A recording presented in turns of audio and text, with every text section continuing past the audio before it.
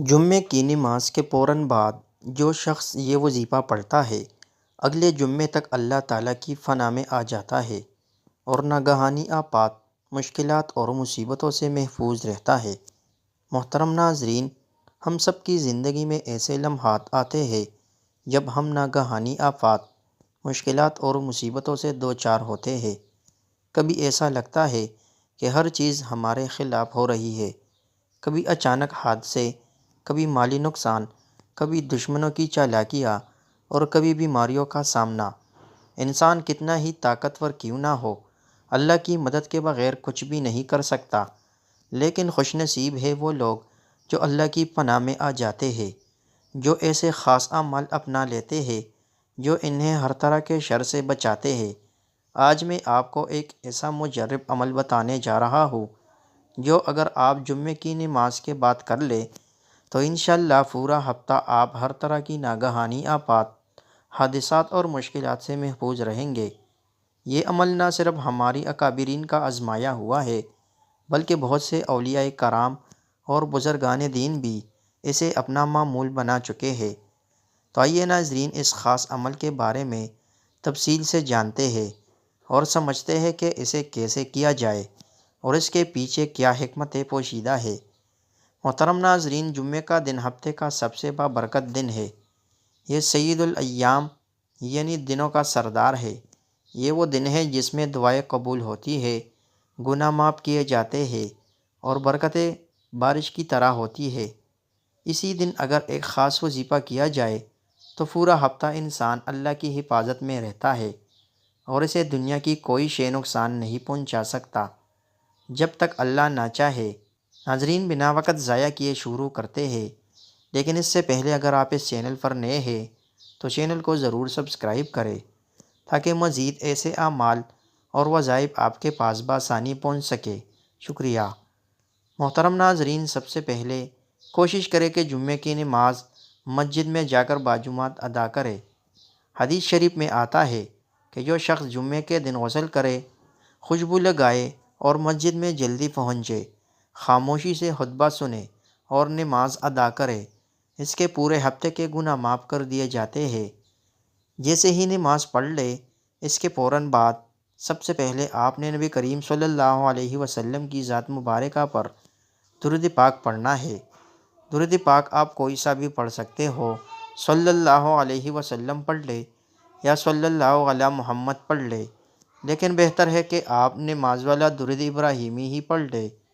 ایک بار میرے ساتھ بھی پڑھ لے تاکہ ثواب حاصل ہو۔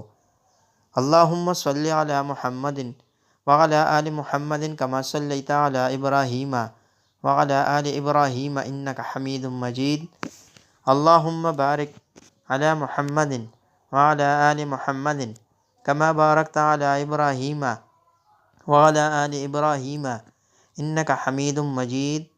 ناظرین، درود شریف پڑھنے کے بعد آپ نے ایک مرتبہ آیت الکرسی اور تینوں کل یعنی سورہ اخلاص، سورہ فلق اور سورہ ناس پڑھے۔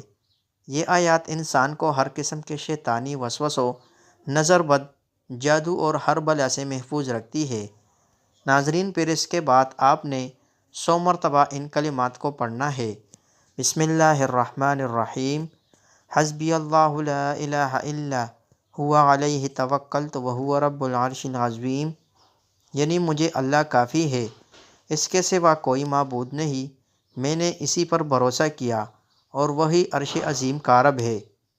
یہ سب پڑھنے کے بعد دونوں ہاتھ اٹھا کر اللہ سے دعا کرے کہ وہ آپ کو، آپ کے اہل و عیال کو، مال و دولت کو اور عزت و وقار کو ہر بلا اور ہر مصیبت سے محفوظ رکھے۔